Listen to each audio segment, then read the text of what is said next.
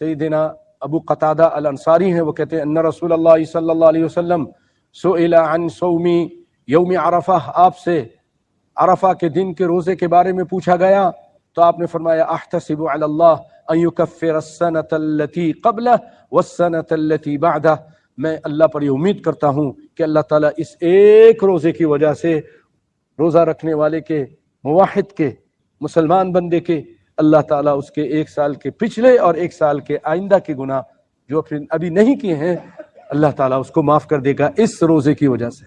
9 तारीख को ये रोजा है, तो जुमे का दिन खास करना रोजे के लिए सही नहीं। इसी तरह हफ्ते का दिन भी नहीं, कोई आदमी हफ्ते के दिन सिर्फ रोजा रखे, एक रोजा। बाज लोग इस वजह से कि भाई जुमे का मुबारक दिन है, बरकतों वाला दिन है, मैं रोजा रखता हूँ खास इसलिए, तो इससे मना किया है। खास जुमे के दिन रात को क़याम करने से भी मना किया है। खास इस दिन कुछ लोग जैसे बाज़ इलाकों पे जुमे के दिन जमात के साथ नमाज पढ़ाते हैं या क़यामुल लैल या तहज्जुद पढ़ते हैं और बाकी दिनों में नहीं पढ़ते, तो ये एक बिदअत है और ये सही नहीं है।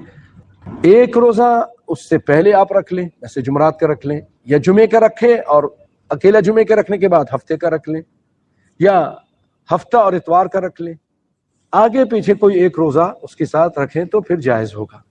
लेकिन अरफा इसका रोज़ा अकेला भी जायज़ है। क्यों? कि आप जुमे की वजह से नहीं रख रहे हैं। अगर जुमे को अरफा का दिन आ गया, जैसे इस साल आया या किसी और साल कभी आ जाता है, तो आप जो अरफा के दिन का रोज़ा रख रहे हैं वो अरफा की वजह से रख रहे हैं। वो एक इबादत है जो ज़ात सबब कहलाती है, उसका एक सबब है, उसका सबब नबी सल्लल्लाहु अलैहि वसल्लम ने हदीस में फरमाया है। और ये एक और सुन्ना मुस्तकिल्ला है, ये एक इबादत है और नबी सल्लल्लाहु अलैहि वसल्लम से साबित है कि आप सल्लल्लाहु अलैहि वसल्लम ने रखा भी। जुमे का दिन अगर अरफा पड़ जाए तो एक रोज़ा अगर रखता है कोई शख्स जुमे का, तो वो रख सकता है।